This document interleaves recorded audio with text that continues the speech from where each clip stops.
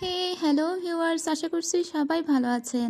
আজ আমি আপনাদের জন্য ভীষণ ইন্টারেস্টিং একটা চাইনিজ ড্রামার গল্প নিয়ে এসেছি। এই ড্রামাটির নাম হলো ফিল্টার। এই ফিল্টার হচ্ছে সেই ফিল্টার যেটা আমরা ফোনে ছবি তোলার সময় দিয়ে থাকি। তবে এই ড্রামাতে এই ফিল্টারটা আবার একটু অন্যরকম। ড্রামাতে আমরা দেখব একটি কুৎসিত মেয়ে একটা জাদুর চুড়ি পায়। এই চুড়িটা পাওয়ার পরে হঠাৎ করেই সে অনেকগুলো ফিল্টার পায়, যার দ্বারা সে তার চেহারা পরিবর্তন করতে পারে।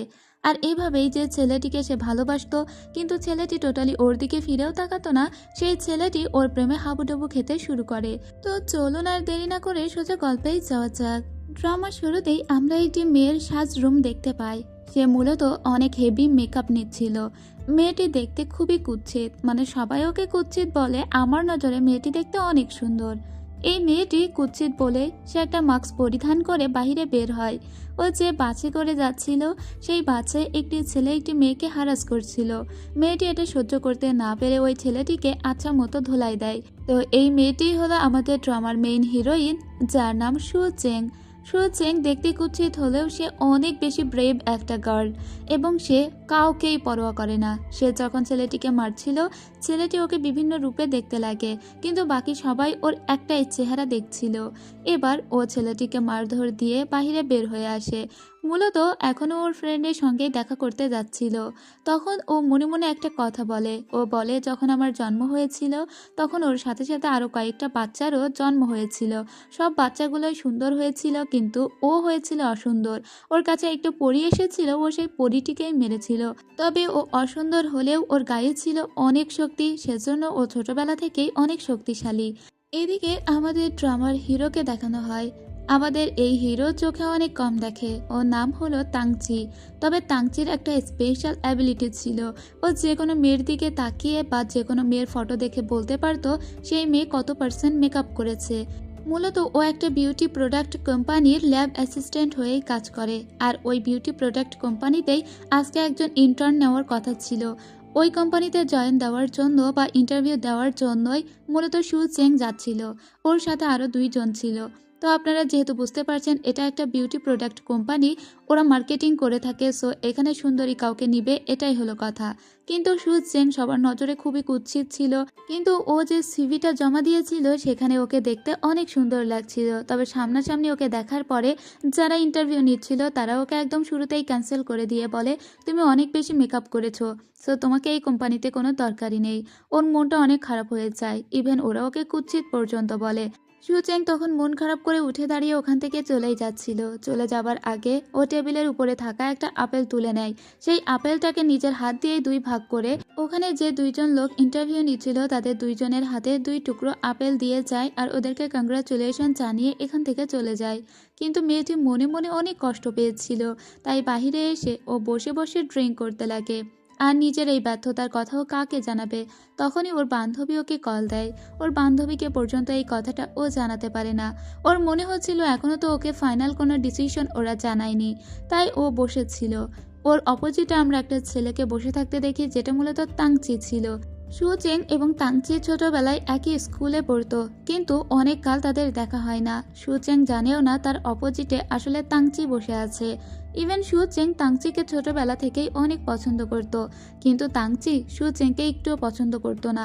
সুচেং মনে করেছিল তাংচিও হয়তো ইন্টারভিউতে হেরে গিয়েছে, তাই এখানে বসে আছে। ঠিক তখনই সুচেংয়ের ফোনে একটা মেসেজ আসে। সেখানে বলা হয় যে হাই স্কুলের রিইউনিয়ন হবে। সাথে সাথেই ওর ছোটবেলার তাংচির চেহারাটা মনে পড়ে। বাড়িতে আসার পরে সোজা ওর রুমে গিয়ে দেখে ওর বড় বোন রুমে বসে আছে। ওর বড় বোন দেখতে বেশ সুন্দর ছিল, তাই সে বেশ ভাব নিয়ে চলতো।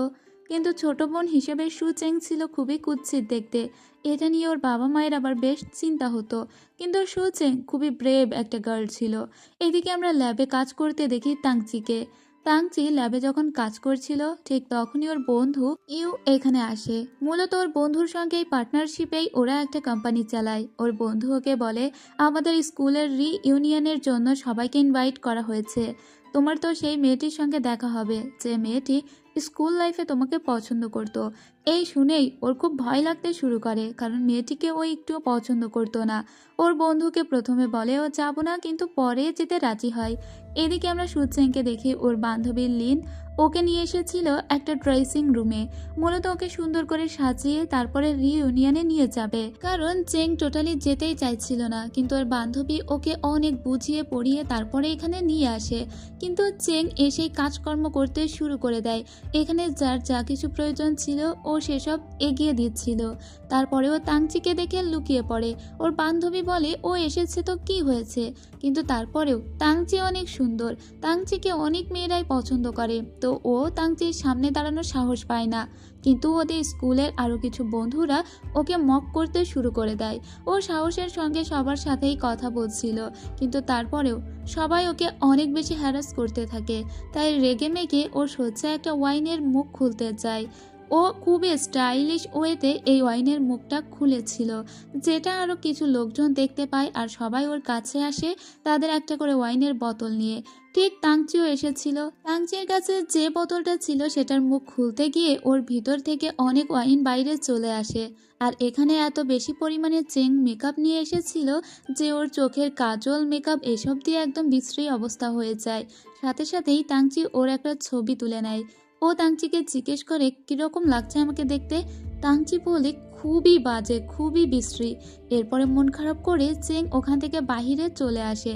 চেংয়ের প্রচণ্ড মন খারাপ হয়। ওর বান্ধবীর সঙ্গেও ও বেশি কথা বলে না, কাঁদতে কাঁদতে যেতে লাগে। সমস্ত রাস্তার মানুষ ওর দিকে অন্যরকমভাবে তাকিয়ে থাকে। চেংয়ের এতটাই মন খারাপ ছিল যে হাঁটতে হাঁটতে ও একটা গলির ভিতরে চলে যায়। সেখানে গিয়ে তাকে একটা বুড়ি মহিলা, সে কিছু ফুল বিক্রি করছে। ওই মহিলা ওকে কিছু ফুল দেয়। ও এই ফুলগুলো কিনে নেয়। তারপরে মহিলা ওকে বলে একটু দাঁড়াও। এরপরে মহিলা চেনের দিকে একটা ব্রেসলেট বা চুড়ি এগিয়ে দেয়, আর এটা সাধারণ কোনো চুড়ি ছিল না, এটাই মূলত ফিল্টার ব্রেসলেট, মানে এটা একটা জাদুই চুড়ি ছিল। সুপার টেক্ট প্রোডাক্ট এটা ও হাতে পরে নেয়।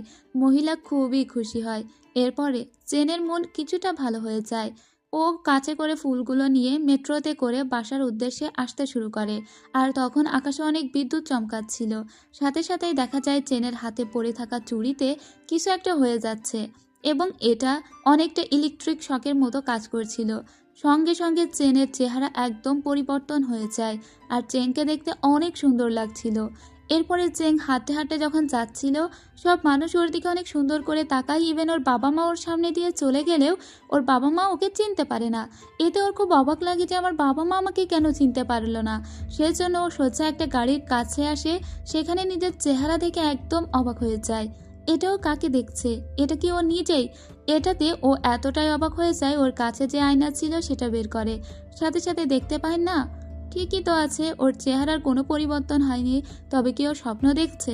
এরপরে খুব মন খারাপ করে ও বাড়িতে ফিরে আসে। ওর বোন বলে, তোমার চাকরিটা হয়নি তাই না? ঠিক আছে, আমি একটু চেষ্টা করে দেখব। ওর বোনও অনেক বড় একটা কোম্পানিতে কাজ করে। ও খুব মন খারাপ করে ওয়াশরুমে গিয়ে বসে থাকে। তখন ওর চেহারা আনস্টেবল হয়ে যায়। একবার ওর চেহারা সুন্দর হতে লাগে, আর একবার ওর নিজের রূপে ফিরতে লাগে। ওর বোন ওকে কিছু পরামর্শ দিয়ে এখান থেকে চলে যায়। এরপরে দৃশ্যে আমরা দেখতে পাই ওর রাস্তা দিয়ে হাঁটতে হাঁটতে যাচ্ছিল। অন্যদিকে আমরা সেই বিউটি প্রোডাক্ট কোম্পানিটি দেখতে পাই যেখানে তাংচি একটা মডেলের জন্য ওয়েট করছিল। আজকে ওদের বিউটি প্রোডাক্টের শ্যুট হওয়ার কথা আছে, কিন্তু যে মডেলের এখানে আজকে মডেলিং করার কথা আছে সেই মডেল হঠাৎ করেই জানায় তার আর্জেন্ট কিছু কাজ আছে, তাই সে আজকে কোনোভাবেই আসতে পারবে না। তো এটা তো অনেক বড় একটা সমস্যা। ওরা সবাই খুবই সমস্যায় পড়ে যায়। এখন কাকে দিয়ে এই কাজটা করাবে? তাংচি বলে অর্ডিনারি কাউকে দিয়ে করাতে হবে, কিন্তু রাস্তা থেকে যে কাউকে ধরে এনে তো এই কাজটা করানো যায় না। এদিকে সুদ সিংকে দেখতে পাই। ওর ফ্রেন্ড ওকে কল দেয়। ওর ফ্রেন্ড বলে ওর সঙ্গে দেখা করতে, এবং ওর ফ্রেন্ড এটাও জানতে চায় ওর চাকরিটা হয়েছে কিনা, কিন্তু ওর তো চাকরিটা হয়নি। ওর ফ্রেন্ড তখন বলে তাংচি নাকি ওর সঙ্গে দেখা করতে এসেছে। লিনের সঙ্গে তাংচি হয়তো এজন্য দেখা করতে এসেছে যে ওই মডেলটাতে ও কোনো কাজ করতে পারবে কি না। এইখানে সুচেং এসে দেখে যে এখানে অলরেডি তাংচি কথা বলছে, এবং তাংচি যে ওকে একটুও পছন্দ করে না সেটাও ও ওর কথা শুনেই বুঝতে পেরে গিয়েছে। এখানে লিনও তাংচিকে রিজেক্ট করে দেয়। এরপরে তাংচি মন খারাপ করে এখান থেকে বেরিয়ে যায়, কিন্তু তাংচি বের হওয়ার আগেই সুচেন ওখান থেকে বের হয়ে আসে। রাস্তায় আমরা একটা বাচ্চা ছেলেকে দেখতে পাই। যার হাত থেকে একটা বেলুন উড়ে যায়। বাচ্চা ছেলেটি ওই বেলুনটিকে ধরবার জন্য একদম মাঝ রাস্তাতেই দৌড়াতে শুরু করে, যেটা দূর থেকে তাংচি দেখতে পায়। তাংচি দেখা মাত্রই দেখে অন্য দিক থেকে একটা গাড়ি আসছে। তো তাংচি ছেলেটিকে বাঁচানোর জন্য খুব জোরে দৌড়াতে শুরু করে, কিন্তু তাংচি যাবার আগেই ওই ছেলেটিকে একটি মেয়ে বাঁচিয়ে নেয়। তাংচি খুবই অবাক হয়ে যায় যে মেয়েটিকে এত মহানুভব হৃদয়ের একটা মানুষ। এরপরে তাংচি দেখে যে মেয়েটি ওকে বাঁচিয়েছে সেই মেয়েটির পায়ের একটা জুতা খুলে পড়ে আছে। তাংচি জুতাটা নিয়ে সোজা মেয়েটির কাছে যায়। মেয়েটির চেহারা দেখা মাত্রই তাংচি ওর উপর ক্রাশ খেয়ে যায়। আর এই মেয়েটি কিন্তু সুচেং, ওর চেহারা আবারও পরিবর্তন হয়ে গিয়েছে। এদিকে সুচেন তাংচিকে সামনে দেখে বেশ অবাক হয়ে যায়। তাংচি কেন ওর দিকে এভাবে তাকিয়ে আছে? কতদিন তো ওকে খুব বাজেভাবে বললো যে তোমাকে দেখতে খুবই বাজে লাগছে। তাই তাংচির সঙ্গে সুচেন কথা বলারও প্রয়োজন মনে করে না। সুচেন যখন এখান থেকে চলে যাচ্ছিল, তাংচি ওর সামনে গিয়ে দাঁড়িয়ে বলে, তুমি দেখতে অনেক সুন্দর। এরপরে তাংচির চোখে যে চশমা ছিল, সুচেন ওর ছবি দেখতে পায়। চশমার ভিতরেই দেখতে পায় ওর চেহারা পুরোই উল্টোপাল্টা এবং ওকে দেখতে অনেক সুন্দর লাগছে। তাই ও হাতের আয়নাটা বের করে বলে, তার মানে সেদিন আমি ঠিকই দেখেছিলাম, আমার চেহারার কিছুটা পরিবর্তন হয়ে গিয়েছে। এদিকে তাংচি ওর ফোন নাম্বারটা লিখে মেয়েটির কাছে দিয়ে বলে, তোমাকে আমার অনেক প্রয়োজন, তুমি প্লিজ আমার সঙ্গে যোগাযোগ করবে, আমি তোমাকে মডেল হিসেবে হায়ার করতে চাই। কিন্তু তাংচিকে কোনো রকমের পাত্তা না দিয়ে এখান থেকে সুচেন চলে যায়। ও এখন ওর চেহারা নিয়ে বেশি কনসার্ন। ঠিক তখনই ওর বান্ধবী ওকে কল দিয়ে বলে, তোমাকে না আসতে বললাম। তখন ওর বান্ধবীর সামনে এসে বলে, এই তো আমি এসেছি। ওর বান্ধবী বলে, তুমি কে? সুচেন কোথায়? ও ওর বান্ধবীকে বোঝাতেই পারে না ওই সুচেন। এদিকে আমরা তাংচিকে দেখতে পাই। তাংচির মনে এখন কেবলমাত্র ওই মেয়েটি। তাংচি সবাইকে এসে বলে, এই মেয়েটিকে দিয়েই যদি শ্যুট করাতে পারি তাহলে আমাদের প্রোডাক্ট অনেক ভালো বিক্রি হবে, এবং এই মেয়েটি ছাড়া আমি মনে করি না আর কেউ পারফেক্ট আছে বলে। সবারই এই মেয়েটিকে পছন্দ হয়, কিন্তু মেয়েটিকে ওরা কিভাবে খুঁজবে? তাংচি তখন একটা লোগো দেখিয়ে বলে, মেয়েটির কাঁধে একটা ব্যাগ ছিল, সেই ব্যাগে এই লোগোটা ছিল, তাছাড়া তার নাম ফোন নাম্বার আমি কিছুই জানি না। এদিকে আমরা সুচেনকে দেখতে পাই। ও বলে, আমার হাতের এই ব্রেসলেটের কারণেই এরকমটা হয়েছে আমি মনে করি, কিন্তু ব্রেসলেটটাও কোনোভাবেই খুলতে পারে না। ওর বান্ধবী বলে, এই ব্রেসলেটটা কোথা থেকে নিয়েছিলে? এরপরে সুচেং ওকে সেখানে নিয়ে আসে যেখান থেকে ওই মহিলার কাছ থেকে ও ফুল এবং ব্রেসলেটটা নিয়েছিল। কিন্তু এখানে এসেও জানতে পারে এরকম কোনো মহিলা তো কখনো এখানে ফুল বিক্রিই করতো না। ওর খুব মন খারাপ হয়ে যায়। ও ভেবেছে ওর এই চেহারা হয়তো কখনোই আর পরিবর্তন হবে না। বা এটা কিভাবে হলো? ওই মহিলা কি কোনো জাদুকরি? এরপরেও ওর বান্ধবীকেও বিশ্বাস করাতে পারে না যে ওই সুচেং। ওর বান্ধবীর পিছু পিছু ও এসে বলে যে আমিই সুচেং। ওর বান্ধবী বলে, আচ্ছা তাহলে বলো তো আমার বাড়ির পাসওয়ার্ডটা কি? ও তখন বলে যে এটাই পাসওয়ার্ড। ওর বান্ধবী হা হয়ে বলে, এই পাসওয়ার্ডটা একমাত্র সুচেংই জানতো। তবে কি এ সুচেং? আবার সুচেং এর হাতের স্পর্শে ওর বাড়ির গেটটা খুলে যেত। তো ও যখনই স্পর্শ করে তখন বাড়ির গেটটাও খুলে যায়। তখন সুচেং বলে, তার মানে আমার চেহারা পরিবর্তন হলেও আমার ফিঙ্গারপ্রিন্ট পরিবর্তন হয়নি।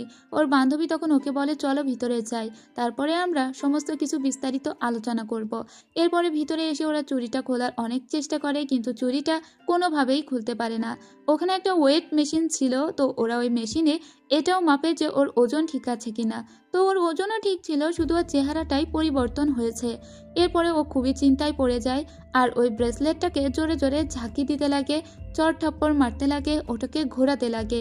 এরকম করতে গিয়ে হঠাৎ করেই ও লক্ষ্য করে এই ব্রেসলেটের ভিতরে কিছু একটা শকিং টাইপ জিনিস আছে। হঠাৎ করে ব্রেসলেটের ভিতর থেকে কিছু অ্যাপস বের হয়ে আসে, আর এই অ্যাপসগুলো ছিল সবই ফিল্টার অ্যাপস। যেরকম এখানে ছিল ইফেক্ট, চেহারা পরিবর্তন, ভয়েস পরিবর্তন, তারপরে পোশাক পরিবর্তন, মুখের স্কার পরিবর্তন, তুমি কোন মেকআপ করতে চাও, এসব। কিন্তু এই অ্যাপসগুলো শুধুমাত্র ও নিজে দেখতে পাচ্ছিল, ওর বান্ধবী কিন্তু দেখতে পাচ্ছিল না।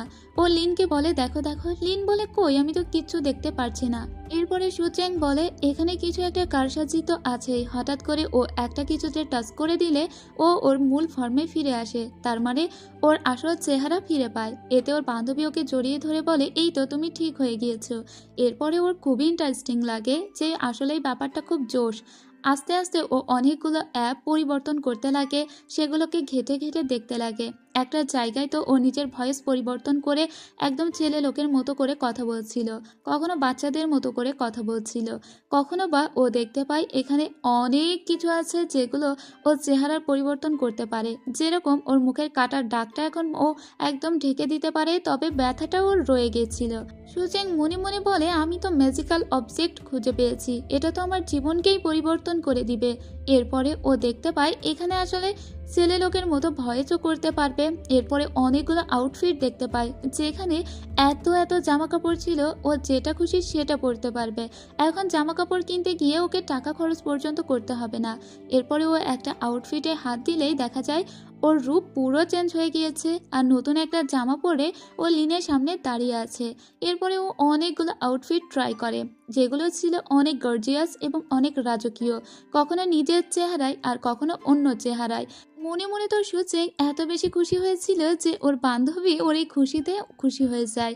এদিকে আমরা তাংচিকে দেখতে পাই, ওরা সেই লোগোটা নিয়েই কাজ করছিল, যে এই লোগোওয়ালা ব্যাগকে ইউজ করে, কারণ মেয়েটিকে খুঁজে পাওয়ার একমাত্র উপায় হলো ওই লোগোটা। এরপরে আমরা দেখতে পাই সুচেং ওর বাড়ির উদ্দেশ্যে ফিরছিল, তখন দূর থেকে ও ওর দিদিকে দেখতে পায়। ওর দিদি একটা ছেলের সঙ্গে কথা বলছিল, যে ছেলেটা ওর দিদির সঙ্গে খুব খারাপভাবে কথা বলে। তাই ও দৌড়ে ওই ছেলেটার কাছে গিয়ে ওই ছেলেটাকে দুরুম দারাম মার দেয়, আর বলে, কখনো মেয়েদের সঙ্গে এভাবে খারাপ করে কথা বললে তোমার খবর আছে।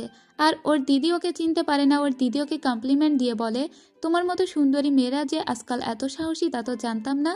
এবার ওর মনে পড়ে যে হ্যাঁ, ওর চেহারাটা তো পরিবর্তন হয়ে আছে।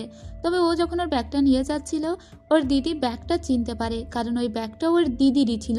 দিদির ব্যাগ নিয়েই মূলত ও আজকে বাহিরে বের হয়েছিল। এরপরে ওর দিদি যখন বাসায় ফিরে আসে, তখন ও নিজের ফার্মে বাসায় ফিরে আসে। ওর হাতে ওই ব্যাগটা দেখে ওর দিদি বলে, এর জন্যই মেয়েটার কাছের ব্যাগটা চেনা চেনা লাগছিল, কারণ সেম ব্যাগটা একটা আমারও আছে। আসলে এটা হলো ওর জিমের ব্যাগ, মানে যখন ও জিমে যেত ওই ব্যাগটা নিয়ে যেত। এরপরে ওর দিদি বলে, তুমি যে কোম্পানিতে জয়েন দিতে গিয়েছিলে সেই কোম্পানিতে আমি তোমার জয়েনিংয়ের ব্যবস্থা করেছি, আমার সমস্ত লিঙ্ক লগইনকে কাজে লাগিয়ে। এদিকে আমরা দেখতে পাই ওই কোম্পানি থেকে খুঁজে বের করা হয়েছিল সেই ব্যাগের সন্ধান। ব্যাগটি সন্ধান করতে করতে ওরা একটা জিমের নাম্বার পায়, যেখান থেকে ওরা সুচেংয়ের বোনের নাম্বার পায়। তাংচির কথা অনুযায়ী ওরা কিন্তু জানেই না যে সুচেং ওই সুন্দরী মেয়েটা। তো সুচেংয়ের বোনের কাছে ফোন দিয়ে ওরা বলে, আপনার ছোট বোন বোধহয় ওই জিমে যায়, আপনার ছোট বোনকে আমরা হায়ার করতে চাই আমাদের একটা বিউটি প্রোডাক্টের মডেল হিসাবে। এখন এরা ভেবেছিল ওই সুন্দরী মেয়েটি হয়তো ওই মেয়েটি, কিন্তু এরা তো আর জানে না ওই সুন্দরী মেয়েটি আসলে সুচেং। সুচেং যখন বাড়িতে বসেছিল তখন ওর মনে পড়ে তাংচির কথা। তাংচি ওকে এই নাম্বারটা দিয়ে গিয়েছিল, ও সুন্দর বলে তাংচি ওকে নাম্বারটা দিয়ে গেল, আর আগে ওকে কি বাজেটাই না বলেছে। তাই ওর রাগ করে তাংচির দেওয়া নাম্বারটা ছিঁড়ে ফেলে দেয়। এদিকে তাংচি ওই মেয়েটির প্রেমে তো হাবুডুবু খাচ্ছে, এমনকি মেয়েটির যে নাম্বারও পেয়েছে, তার মানে সুচেংয়ের যে নাম্বারটা সেটাও অ্যাঞ্জেল সু নামেও সেভ করে রাখে, কারণ ওরা জানে যে ওই সুন্দরী মেয়েটার নামের শুরুতে সু আছে। তবে ওরা এটা জানে না সুন্দরী মেয়েটা আসলে সুচেং। সুচেং পরদিন নিজেকে রেডি করে নেয় আর নিজের স্কার্টটাও রিমুভ করে নেয়। এরপরে পরিপাটি হয়ে সোজা ওখানে চলে যায়, ওখানে শ্যুট করার জন্য, মানে সেই কোম্পানিতে। কিন্তু এরা সবাই অপেক্ষা করে আছে ওই সুন্দরী মেয়েটির জন্য। আর সুচেং মনে করছে ওর দিদির কল্যাণেই বোধহয় ওর চাকরিটা হয়েছে, মানে এখানে একটা মিস আন্ডারস্ট্যান্ডিং হচ্ছে। যখন সুচেং এখানে আসে, তাংচি ওকে দেখে অবাক হয়ে বলে, এই মেয়েটি এখানে কেন, সেই মডেল কোথায়? সুচেং তখনই বুঝতে পারে আসলে এরা মূলত ওই সুন্দরী মেয়েটিকে খুঁজছিল, কিন্তু ওই সুন্দরী মেয়েটি তো মূলত সুচেং। তাই সুচেং এখানে। এরা সবাই সুচেংকে আজও অপমান করে আর বলে, তোমার মতো মেয়েকে দিয়ে কিভাবে আমরা শ্যুট করাবো। তাই ও কাঁদতে কাঁদতে ওখান থেকে চলে যায়। ওর খুবই খারাপ লাগে, ওর স্কুল জীবনের কথা মনে পড়ে। স্কুল জীবনে ওকে একবার ওর বান্ধবী অনেক সুন্দর করে সাজিয়ে দিয়েছিল, কিন্তু ওর এই সৌন্দর্য দেখে তাংচি ভয় পেয়ে গিয়েছিল। ও তাংচিকে দুটো বাদাম দিতে গিয়েছিল, কিন্তু তাংচি ওকে এতটাই ঘৃণা করতো বা এতটাই ভয় পেত যে সবসময় ওর থেকে দূরত্ব মেনটেন করতো। সুচেং বলে, ঠিক আছে, আমি এত ভয়ই বা কেন পাচ্ছি, আমার কাছে তো একটা জাদুই চুড়ি আছে, এটা দিয়েই আমি সবাইকে তাক লাগিয়ে দিব। কোনোভাবেই আমি কাউকে আমার নিজেকে অপমান করতে দিব না বলে ও চুড়িটা টাচ করে।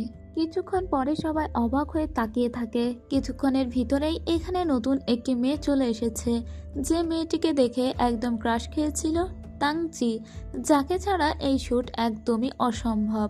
এখানে আসার পরেও সু চেং তার নিজের পরিচয় দেয় সু মিয়াও বলে, মানে ওর নতুন নাম হলো সু মিয়াও।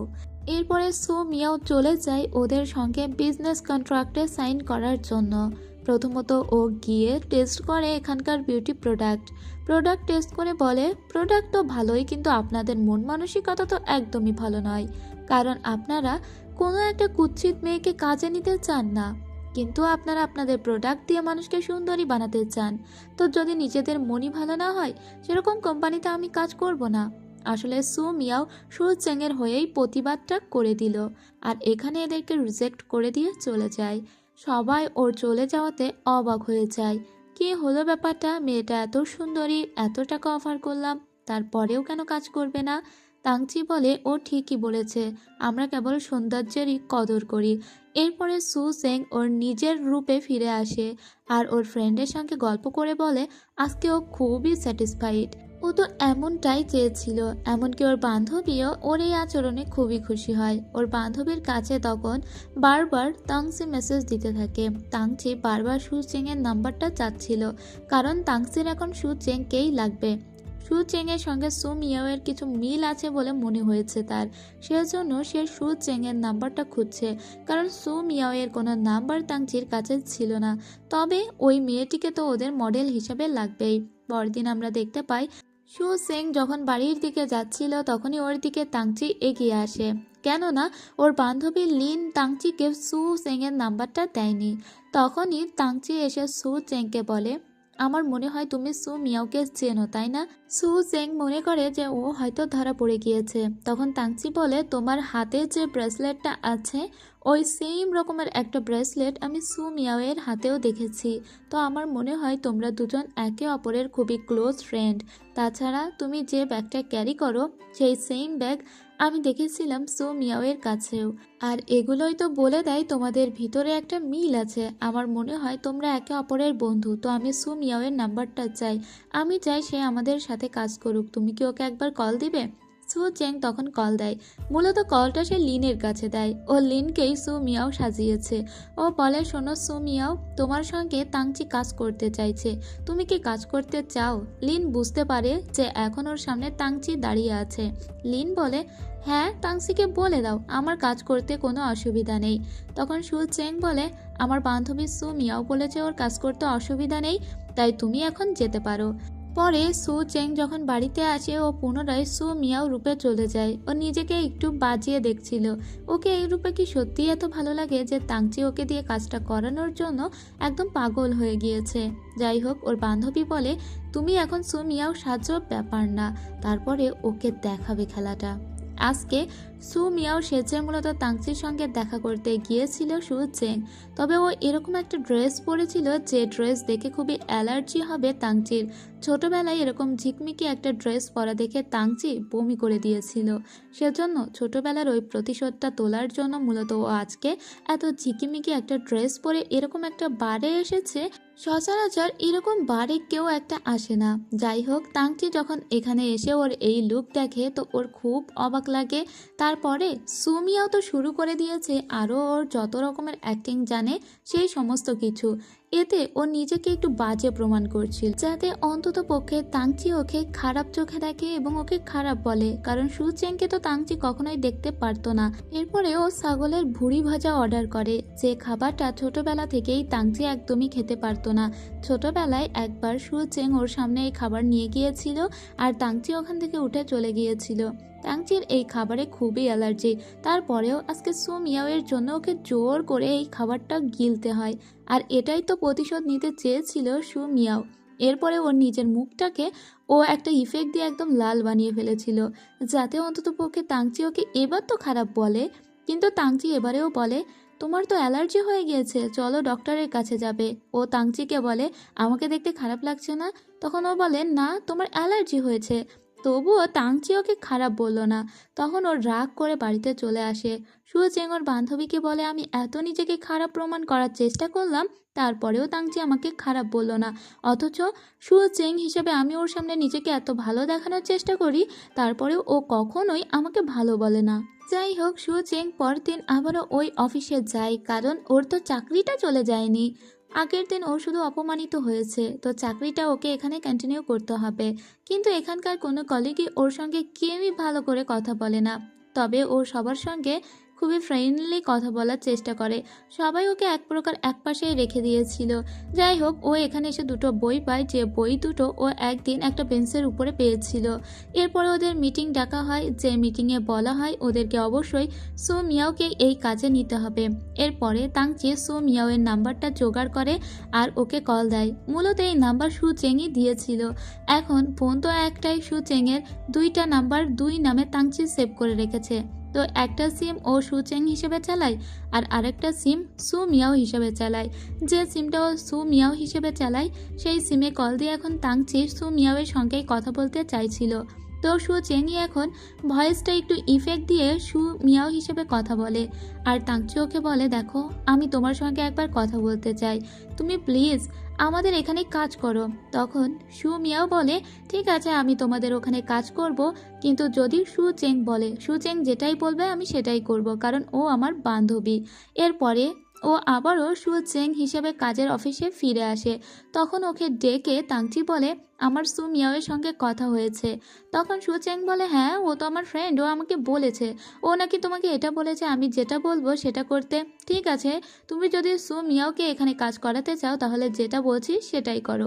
এরপরে ও তাংচিকে বলে একটা ভিডিও রিলস আকারে দিতে, যেখানে দেখা যাবে ও নিজের মুখেই পানি ছুড়ে দিচ্ছে আর ওর মেকআপগুলো গলে গলে পড়ছে। সেখানে ও সরি বলবে সু চেংয়ের কাছে। তো এটাও পোস্ট করে দেয়। এটা দেখে ওরা দুই বান্ধবী খুবই হাসাহাসি করে যে ওরা একটু একটু করে রিভেঞ্জ নিতে পারছে। এদিকে মিস্টার ইউ এসে বলে যায় আজকে থেকে সু চেং এখান থেকে পার্মানেন্ট কাজ করবে, শুধুমাত্র সু মিয়াওয়ের জন্যই ওরা সু চেংকেই হাতে রাখছিল। কথা মতো সু মিয়াওয়ের বেশ ধরে চলে এসেছে সু চেং এখানে শ্যুট করার জন্য। কিন্তু এখানেই কাহিনী শেষ নয়।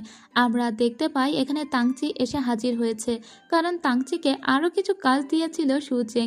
এখানে সেই ঝিকিমিকি জামা পরেও হাজির হয়েছে, যেরকম একটা জামা পরেই মূলত সু মিয়াও সেদিন ওর সঙ্গে দেখা করতে গিয়েছিল।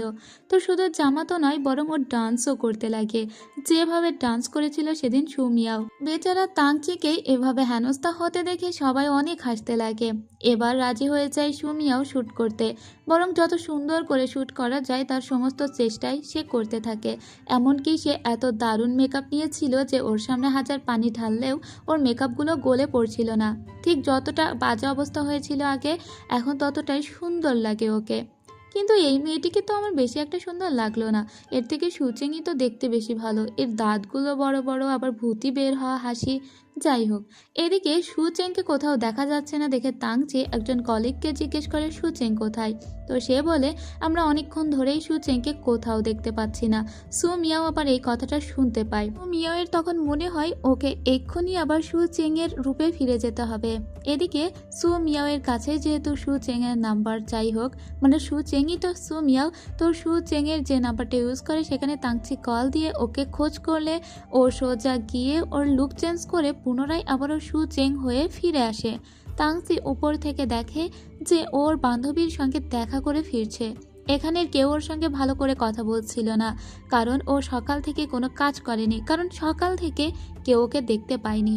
ও সবার জন্য কফি এবং কিছু খাবার নিয়ে এলেও কেউ কথা বলে না ওর সঙ্গে।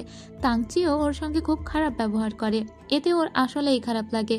কিছুক্ষণ পরে সবাই আবার সু মিয়াওয়ের খোঁজ করলে ওকে পুনরায় রূপ বদল করে সু মিয়াও হিসাবে সামনে আসতে হয়। তখন থেকে সু চেং আবার সবার সামনে থেকে হারিয়ে যায়। এভাবেই চলতে লাগে ওর বাথরুমে দৌড়াদৌড়ি। একবার ও সু মিয়াও হিসেবে আসে, আর একবার যখন সু চেংকে সবাই খোঁজে তখন আবার সু চেং রূপে হাজির হয়। এভাবেই চলতে থাকে। যাই হোক, শেষ পর্যন্ত ওর কাজটা কমপ্লিট হয়। যখন ওর কাজটা শেষ হয় ও দ্রুত করে এখান থেকে চলে যেতে চাইছিল, কিন্তু তাংচি ওকে আটকানোর চেষ্টা করে। তারপরেই ও সু চেং রূপে আবারও পুনরায় ফিরে আসে। তখনও ওকে সবাই কিন্তু একটু এড়িয়ে চলছিল। তবে আজকে যেহেতু অনেক ভালো একটা কাজ হয়েছে, তাই ওর সমস্ত কলিগরা সবাই একটা পার্টিতে যায়। সেখানে গিয়ে ওরা অনেক ড্রিঙ্ক করতে শুরু করে। এরপরে সুচেং ওর বান্ধবীকে কল দিয়ে বলে এই বাড়ির সামনে আসো, আমি তোমার গাড়িতে করে চলে যাব। ওর বান্ধবী ওর গাড়িতে নিয়ে আসে সেই বাড়ির সামনে, কিন্তু তখনই আমরা মিস্টার ইউকে দেখতে পাই। ও অনেক ড্রিঙ্ক করে অনেক মাতাল হয়ে গিয়েছিল, সেজন্য একটা গাড়ি পেয়ে সোজা সেই গাড়িতে উঠে পড়ে। আর এই গাড়িটা পার্ক করা ছিল একদম রোড সাইডে, সেজন্য এখানকার ট্রাফিক পুলিশ দ্রুত ওকে গাড়িটা নিয়ে চলে যেতে বলে। সো ওর বান্ধবী আর পিক আপ করতে পারে না সুচেংকে। সুচেং তখন ওর বান্ধবীর কলটা রিসিভ করে বলে ঠিক আছে, কোনো ব্যাপার না, আমি নিজেই চলে যাচ্ছি। ওর বান্ধবীর খুবই রাগ হয় যে এই উৎকট ঝামেলার লোকটা কোথা থেকে এসে উড়ে এসে জুড়ে বসলো, এখন আমি আমার বান্ধবীকেও পিক আপ করতে পারছি না। তো অলরেডি এখানকার বারটিও বন্ধ হয়ে যাচ্ছে, এখানে শুধুমাত্র তাংচি পড়ে আছে। বারের লোকটি বলে যে তাংচিকেও এখান থেকে নিয়ে যেতে। পরদিন সকালবেলা আমরা একটা বাড়ির দৃশ্য দেখতে পাই, যেখানে গভীর ঘুমে ছিল সু মিয়াও বা সুচেং। কিছুক্ষণ পরেই ও দেখে ও আসলে তাংচির পাশে ঘুমিয়ে আছে এবং ও মনে করে এটা স্বপ্নও, কিন্তু না, এটা আসলেই বাস্তব। দ্রুত করেই ও বেড থেকে নেমে পড়ে। তারপরে ওর মনে পড়ে গত রাত্রে কি হয়েছিল। গত রাত্রে মূলত ও তাংচিকে তাংচির বাড়িতে নামিয়ে দিতে এসে অনেক বেশি ক্লান্ত হয়ে পড়ে আর তাংচিকে সোজা ওর রুমে নিয়ে আসে আর তাংচিকে ধাপাস করেই নিচে ফেলে দেয় আর নিজে বেডের উপরে ঘুমিয়ে পড়ে। এই পর্যন্তই ওর মনে আছে। তড়িঘড়ি করে ও নিজের জামা কাপড় ব্যাগ এগুলো নিয়ে দৌড়ে বাইরে বের হয়ে আসে। যখনই ও দরজা দিয়ে বের হচ্ছিল তখনই তাংচি ওর পিছু পিছু উঠে আসে। ও দরজা বাহিরে থেকে ভিতরের দিকে ঠেলে দেয়। তাংচিও ঠেলাঠেলি শুরু করে। এর ভিতরে ও নিজের চেহারা বদলে নেয় আর ইয়া বড় করে একটা হাসি দেয়। একে দেখে অবাক হয়ে যায় তাংচি। তখন এ তাংচিকে শুভ সকাল বলে আর বলে সকালে ব্রেকফাস্টটা করে নিও অ্যান্ড টেক কেয়ার। এটা বলে ওই মেয়েটি চলে যায়, মানে সুমিয়াও। কিন্তু তাংচি বেচারা অবাক হয়ে গিয়েছে, ও কি তবে এই মেয়েটির সঙ্গে রাত কাটিয়েছে? তবে ওর তো কিছুই মনে পড়ছে না। তখন ও মনে করার চেষ্টা করে গত রাত্রে যখন ওর জ্ঞান ফিরেছিল তখন ও দেখে ফ্লোরে শুয়ে আছে। তারপরে ও নিজেই বেডে উঠে শুয়ে পড়ে, কিন্তু ওর মনে হয়েছে পাশে কেউ ছিল, তবে ও স্পষ্ট করে মনে করতে পারে না। এখন ওর এটা খেয়াল হয় যে তাহলে এখানে সুমিয়াও ছিল। সাথে সাথে ওর বন্ধুকে কল দেয়। এদিকে ওর বন্ধু তো লিনের গাড়িতে ঘুমাচ্ছিল। ওর বন্ধু যখন এই কথা শোনে তখন লিন এখানে এসে জোরে চিল্লাচিল্লি শুরু করলে তাংচি মনে মনে বলে তুমিও তাহলে একটা মেয়ের সঙ্গে রাত কাটিয়েছো। এটা বলে ফোন কেটে দেয়। এখানে একটা ওর রাবার ব্যান্ড পায়, যেটা ও মনে করেছিল সুমিয়াও ভুল করে রেখে গিয়েছে, তাই রাবার ব্যান্ডও নিজের হাতে রেখে দেয়। এদিকে আমরা ইউকে দেখতে পাই। ইউ এর কাছে অনেক টাকা দাবি করেছিল লিন, যেহেতু একটা ভাড়ার কষ্ট আছে। তো এখন ইউ এর কাছে 200 টাকা ছিল, ও 200 টাকা দিয়ে যায় আর বলে উই চ্যাটে আমরা অ্যাড হয়ে নি, আমার ফোনের এখন চার্জ শেষ হয়ে গিয়েছে, পরে আমি তোমাকে টাকাটা দিয়ে দিব। পরদিন যখন সুচেং কাজে আসে তখন দেখা যায় কতদিন যে ফটোশ্যুটগুলো হয়েছিল সেগুলো নিয়েই মূলত মিটিং হচ্ছিল। আর এই মিটিংয়ের ভিতরেই বারবার তাংচি সুমিয়াওকে কল দিতে থাকে, কিন্তু এবার খুব মেজাজটা খারাপ হয়ে গিয়েছিল সুচেং ওর বান্ধবীকে এসে এই সব কথা জানায়। ও আবারও যখন কাজ করতে যায় তখন ওর কাছে এক গাদা ফাইল দিয়ে যাওয়া হয়। যেহেতু গত 2 দিন ধরে ও একদম উধাও ছিল, সেজন্য ওকে এতগুলো ফাইল দিয়ে যাওয়া হয়েছে এবং বলা হয়েছে আগামীকাল সকালের ভিতরে এই সমস্ত ফাইলগুলো অ্যানালাইসিস করে জমা দিতে হবে। তো সারা রাত জেগে মেয়েটা কাজ করতে থাকে। একে একে সবাই কাজ ছেড়ে চলে যায়, কিন্তু ও কাজ করতে থাকে। এদিকে সুমিয়াও যে নাম্বারটা ইউজ করতো সেই নাম্বারে তাংচি বারবার কল দিলে সুচেং নাম্বারটা বন্ধ করে দেয়।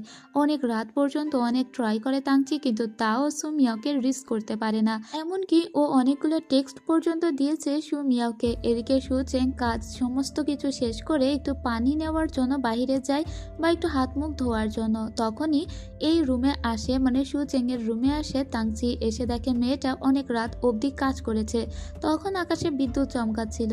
এদিকে আমরা সুচেংকে দেখতে পাই ও ওয়াশরুমে যখন ফ্রেশ হচ্ছিল তখনই ওর ভিতরে হঠাৎ করে কিছু চেঞ্জেস আসতে শুরু করে, মানে ওর চেহারা আনস্টেবল হয়ে যেতে শুরু করে। দেখা যায় ওর এই ব্রেসলেটটাও ভালো করে কাজ করছে না।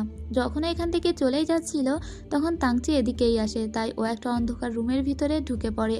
তাংচি এদিকে সুচেংকে বারবার কল দিচ্ছে, কারণ সুচেং এখানে ছিল, তাহলে সে গেল কোথায়। ইভেন ও সুচেং এর কাছে সু মিয়াওয়ের ব্যাপারেও জানতে চাইছিল। তখনই ও শুনতে পায় কেউ একটা কোথাও শব্দ করছে। সো ও ওই রুমের ভিতরে আসে আর এখানে লাইটটা জ্বালিয়ে দেখতে পায় এখানে আসলে সুমিয়াও। ও সুমিয়াওকে দেখে অবাক হয়ে বলে তুমি এখানে। আসলে ওর চেহারা এখন পাল্টে গিয়েছে। সুমিয়াও বলে আমি সুচেং এর সঙ্গে দেখা করতে এখানে এসেছিলাম, তুমি লাইটটা বন্ধ করো, এটা বলে লাইট বন্ধ করে দেয়। আর যখন আবারও তাংচি লাইট দিতে যায় ও দ্রুত করে তাংচিকে জড়িয়ে ধরে, যাতে একবারও ওর মুখটা তাংচি দেখে না ফেলে, কারণ ওর চেহারা এখন একবার সু চেং হয়ে যাচ্ছিল আর একবার সু মিয়াও হয়ে যাচ্ছিল। কিন্তু ওর এই জড়িয়ে ধরাতে আবার তাংচির মনে মনে তো বাটারফ্লাই উঠতে শুরু করে, কারণ তাংচি তো সু মিয়াওকে অনেক পছন্দ করে। তাংচি বলে, আমিও তোমাকে অনেক দিন থেকে পছন্দ করি, কিন্তু এত দ্রুত এসব কিছু করার দরকার নেই। এদিকে আমরা দেখতে পাই ওর বান্ধবী লিনকে। লিনের বাকি টাকাটা ফেরত দেবার জন্য এসেছিল ইউ। তখনই ওরা খেয়াল করে আশেপাশে সন্দেহজনক কেউ একটা এই বাড়ির দিকে ফোকাস রেখেছে। আসলে ওটা আর কেউই নয়, ওটা ছিল সু মিয়াও। এখন ওটা কে এটা দেখার জন্য ইউ যখন যায়, সু মিয়াও ওকে একটা ঘুষি দিয়ে দেয়। এরপরে ওর বান্ধবী লিন পড়ে গেলে আর সু মিয়াও দূরে থাকতে পারে না, এখানে চলে আসে। সু মিয়াওকে এখানে দেখে ইউ বলে, তুমি এখানে? তার মানে তোমরা দুজন একে অপরের ফ্রেন্ড? ও আচ্ছা। যাই হোক, এরপরে সু মিয়াও এবং লিন চলে যায় আর ইউ বলে, এরা ফ্রেন্ড তো জানতাম না। সো মিয়াও লিনকে বলে, আসলে আমার এই ব্রেসলেটের ব্যাটারিটা ডাউন হয়ে গিয়েছে, এটা এখন আপগ্রেডিং হচ্ছে, মাত্র 3% হয়েছে 2 ঘন্টায়। আমি জানি না কতক্ষণে এটা ঠিক হবে, আর আমার চেহারা এখন এই অবস্থা, আমি কি করব? আজকে আমি তোমার বাড়িতেই থেকে যাব। এদিকে আমরা দেখতে পাই জ্ঞান ফিরে এসেছিল তাংচি। জ্ঞান ফিরে দেখে ও ল্যাবে পড়ে আছে, আর ওর মনে পড়ে যে একটু আগে মানে রাত্রেবেলা ওকে সু মিয়াও হঠাৎ জড়িয়ে ধরেছিল, আর তারপরে সু মিয়াও ওকে অজ্ঞান করে এখান থেকে পালিয়েছে। কিন্তু মেয়েটি ওকে জড়িয়ে ধরার পরে অজ্ঞান কেন করে দিল, এটা ওর মাথায় কোনোভাবেই ঢোকে না। তাই ও বারবার ওকে টেক্সট দিতে শুরু করে, কিন্তু সু মিয়াও ওকে একদমই পাত্তা দিচ্ছিল না। দেখে সোজা লিনের বাড়িতে চলে আসে তাংচি। তাংচি আসলে জানতে পেরেছে ইউ এর কাছে যে এখন সু মিয়াও লিনের বাড়িতে আছে, তাই ও সোজা এই বাড়িতে চলে এসেছে। যাই হোক, লিন ওকে আটকানোর চেষ্টা করলেও পারে না। তাংচি এখন এসে একে বলে, আমি তোমার সঙ্গে একটা ডিনার করতে চাই, তো আজকে আমি তোমাকে লোকেশনটা জানিয়ে দিব। আমি তোমাকে কিছু কথা বলতে চাই, প্লিজ তুমি সেখানে আসবে। আসলে রাত্রে যে ওই সুমিয়া ওকে জড়িয়ে ধরেছিল, এই ব্যাপারটার পর থেকে ওর মনে তো সবসময় লাড্ডু ফুটছে, সেজন্য ও আজকে প্রপোজ করবে এই চিন্তা করেছে। তাই সুমিয়া ওকে বলছে যেন রাত্রে দেখা করে। এদিকে অফিস থেকে একদিনের ছুটি নিয়েছিল সুচেং, কারণ এই চেহারা নিয়ে তো ও অফিসে যেতে পারবে না। রাত্রেবেলা ওর ফ্রেন্ডের সঙ্গে আসে একটা জায়গায়, এটা ছিল মূলত একটা নদীর পাড়। এখানেই মূলত ওর দেখা করার কথা আছে তাংচির সঙ্গে। তাংচি এখানে একটা ক্যান্ডেল লাইট ডিনারের আয়োজন করে। সুমিয়াও তো জানতেও পারেনি যে তাংচি ওকে আজকে মনে হয় ভালোবাসার কথা বলবে। ও ভেবেছে হয়তো এমনিই কথা বলবে। তো এখানে যখন ও আসে, তাংচি বলতে শুরু করে, যেদিন আমি তোমাকে প্রথম দেখেছিলাম সেদিনই তোমার প্রেমে পড়ে গিয়েছি। ওদিকে এর ওই যে চার্জ মাত্র 50% হয়েছে, তার মানে এখনো পর্যন্ত অনেক বাকি। কিন্তু এর ভিতরেই আবার বিদ্যুৎ চমকানো শুরু হয়ে যাওয়ায় ওর চেহারা আবার পাল্টাতে শুরু করেছে। এখন তাংচির সামনে বসে আছে, তাংচি যদি দেখে ফেলে তাহলে ওর তো সব শেষ। ও তাংচির কথা তো শুনছেই না, বরং নিজেকে প্রোটেক্ট করার অনেক চেষ্টা করে যাচ্ছে। তাংচি নিজের মতো কিন্তু প্রপোজ করেই যাচ্ছে, তবে সুমিয়াও এসব একদমই কানে নিচ্ছে না। ওর এখন নিজেকে বাঁচাতে হবে, তাই কোনো উপায় না পেয়ে ও সোজা যে জাহাজের ভিতরে ছিল সেখান থেকে পানিতে ঝাঁপ দিয়ে দেয়। মূলত ওরা সুন্দর একটা জাহাজের ভিতরে ছিল। তাংচি বুঝতে পারে না হঠাৎ ওর হলোটা কি, তাই ও অবাক হয়ে যায় আর নিজেও ওর পিছু পিছু ঝাঁপ দিয়ে দেয়। এরপরে দুজনেই সাঁতরাতে শুরু করে, দুজনেই প্রাণপণে সাঁতরাচ্ছে। কোনো মতে লিনের গাড়ি পর্যন্ত পৌঁছে যায় সুমিয়াও। সুমিয়াও এসে বলে, আমি দ্রুত করে বাড়িতে চলো, এখন কিন্তু অনেক বিপদ আছে। ভাইরে ভাই, আমি এরকম প্রপোজ জীবনেও কোনো ড্রামাতে দেখিনি। এদিকে তাংচির অবস্থা খুবই খারাপ, ও বারবার সুমিয়াওকে কল দিচ্ছে, কিন্তু সুমিয়াও বলে যে আমার মনে হয় বজ্রপাতের কারণেই আমার এই অবস্থা হচ্ছে, বৃষ্টির কারণে নয়, বজ্রপাতের কারণেই মূলত আমার এই আনস্টেবল চেহারা হয়ে যাচ্ছে। আর এখন মাত্র 53% আপগ্রেডিং হয়েছে, সো এখন ওকে যেভাবেই হোক লুকিয়ে থাকতে হবে। ও লিনের বাড়িতে চলে এসেছে। এখানে এসে যখন একটু খাওয়া দাওয়া শুরু করেছে, আর কিভাবে যে ওকে প্রপোজ করার চেষ্টা করেছিল তাংচি এসব গল্প করছিল, ঠিক তখনই এখানে আবারও তাংচি এসে হাজির। বেচারা একদম কাঁপতে কাঁপতে এসে হাজির হয়েছে, আর বারবার লিনকে বলছে, আমি একটিবার সুমিয়াওয়ের সঙ্গে দেখা করতে চাই। কিন্তু লিন বলে, সুমিয়াও এখানে নেই। তাংচি বলে, আমি তো ওর শু দেখতে পেয়েছি, ও এখানেই আছে, আমাকে একবার ভিতরে যেতে দাও। লিন কোনোভাবেই ওকে ভিতরে যেতে দিবে না, কিন্তু বেচারা তো একদম নাছোড়বান্দা, ও তো ভিতরে ঢুকবেই আর সুমিয়া ওর সঙ্গে কথাও বলবে। তো দ্রুত করে ও লিনকে সরিয়ে দেয় আর ভিতরে প্রবেশ করে। ভিতরে এসেই দেখে একটা কেউ পড়ে গেছে, মানে পড়ে যাওয়ার সাউন্ড। আসলে এখান থেকে সিঁড়ি দিয়ে পালাচ্ছিল সুমিয়াও, তবে দ্রুত করতে গিয়ে ও এখানে এভাবেই পড়ে গিয়েছে। তাংচিওকে এই অবস্থায় দেখে তো একদমই অবাক। যাই হোক, এর সাথে সাথেই শেষ করছি ফিল্টার ড্রামার প্রথম পর্বের গল্প। তো গল্পটি যদি আপনাদের একটু ইন্টারেস্টিং লেগে থাকে অবশ্যই কিন্তু একটা লাইক কমেন্ট করে যাবেন। আর আমার চ্যানেলটিকে যারা সাবস্ক্রাইব করেননি তারা প্লিজ ছোট্ট করে একটা সাবস্ক্রাইব করে যাবেন। তো আজ এ পর্যন্তই, দেখা হবে পরের পর্বে। ততক্ষণ সবাই ভালো থাকবেন, সুস্থ থাকবেন। খোদা হাফেজ।